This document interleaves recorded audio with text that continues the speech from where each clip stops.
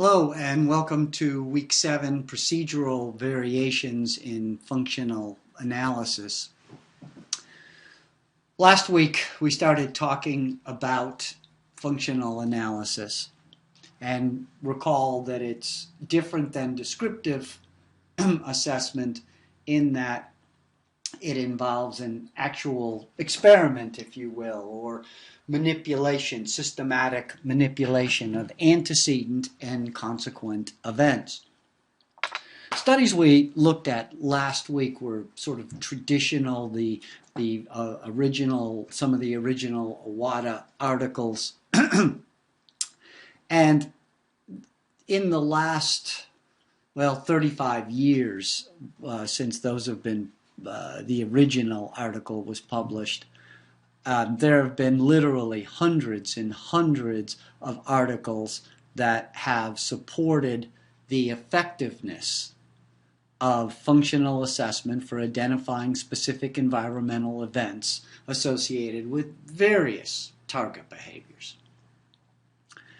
However, like those articles that we read last week, they typically were conducted in highly controlled situations, analog assessments, that is, they weren't in the natural environment. The individual was in a room with one-way mirrors, with people taking data outside, other people working with them inside those rooms. Again, highly controlled. Typically involved many sessions. Some of those studies we read last week involved months and months and months of data over an extended period of time. So, because these functional assessments,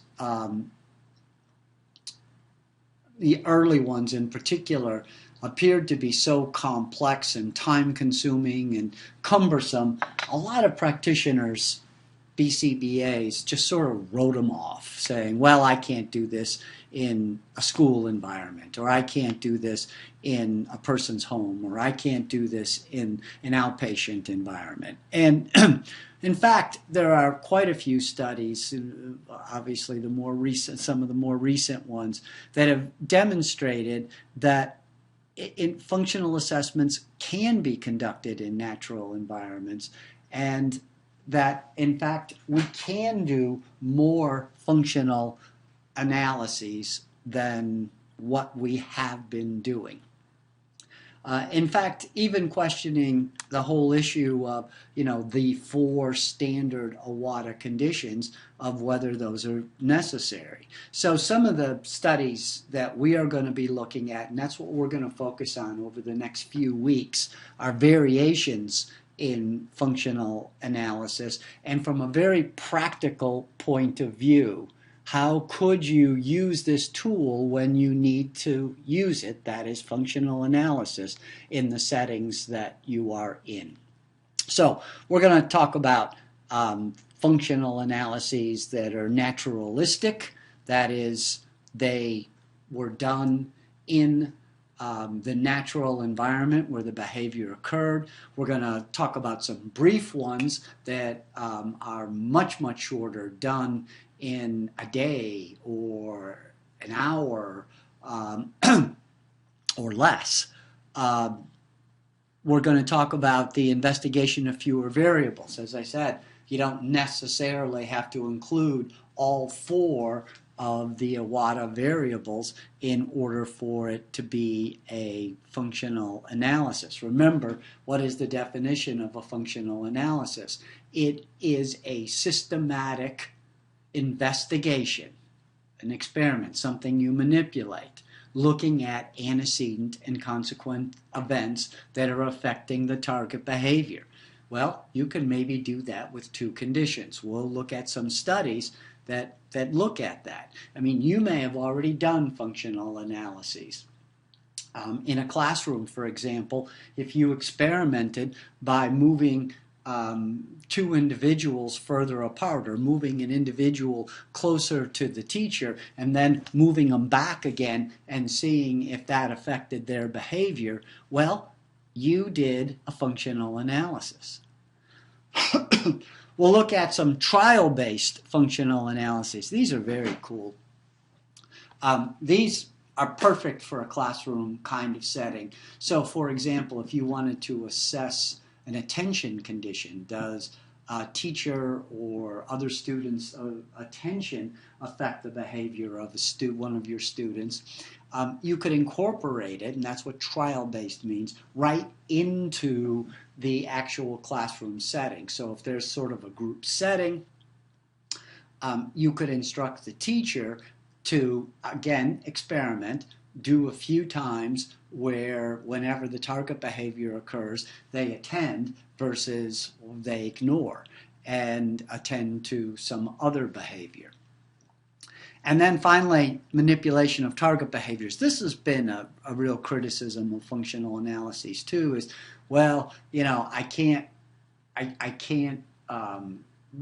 ethically manipulate the target behavior, reinforce it, because it's dangerous, self-injurious behavior, aggression, severe property destruction, and that's really true.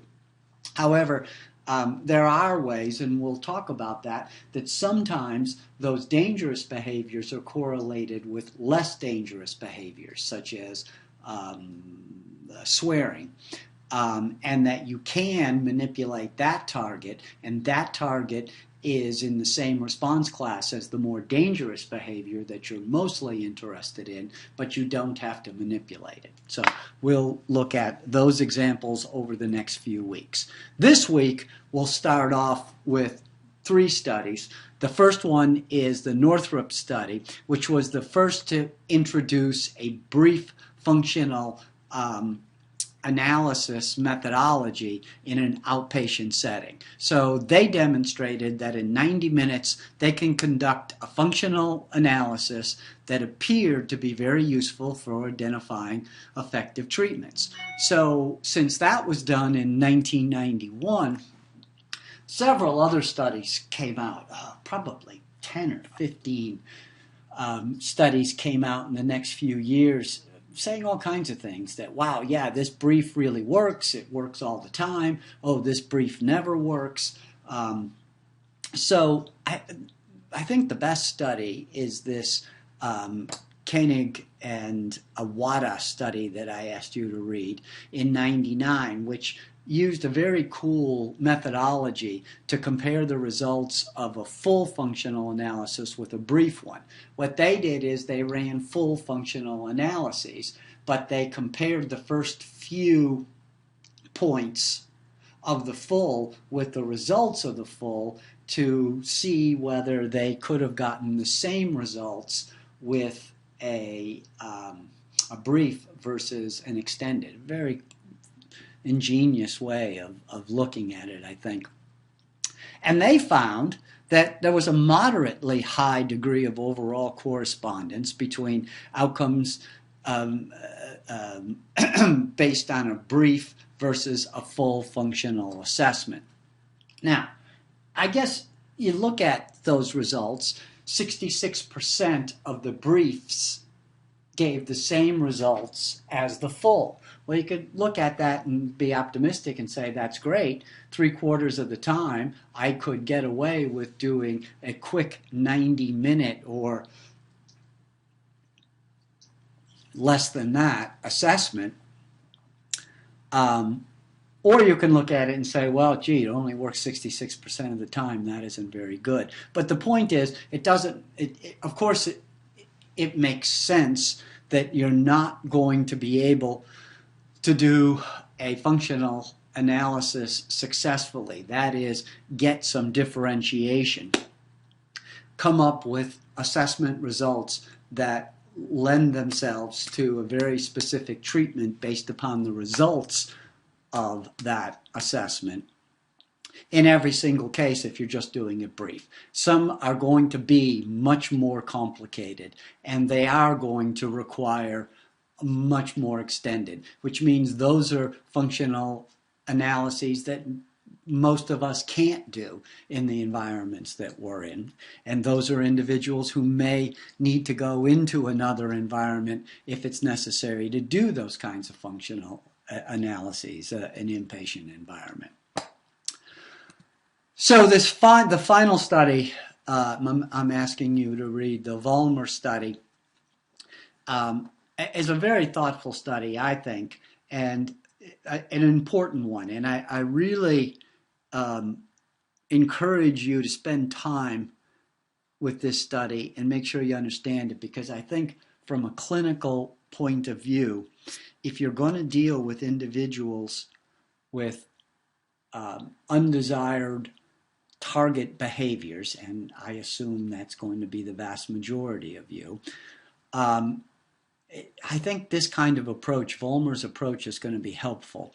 Basically, he describes an assessment strategy that moves through 4 phases, beginning with a brief functional assessment. And if that works, then, or that doesn't work, then going to an extended.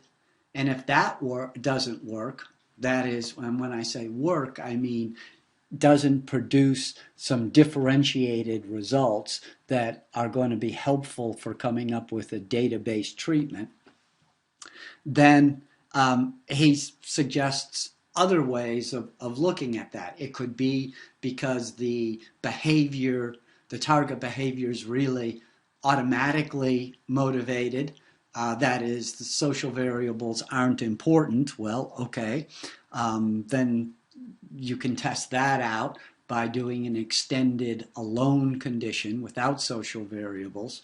And if that still doesn't work, then he talks about ways, then he's assuming that the problem is most likely a discrimination problem. That is, perhaps the individual is not discriminating among the conditions, antecedent, consequent conditions associated with each of those sessions, and he talks about some ways that you could increase the discrimination. All of them, I think, are very doable. So, for this week, I want you to read the Northrop article, the Koenig and Wata article, and the Vollmer articles. And then there's an online quiz that I want you to take and submit it to me by the end of this online period, which is Sunday night, October 23rd. All right, I will see you next week. Have a good week. Bye.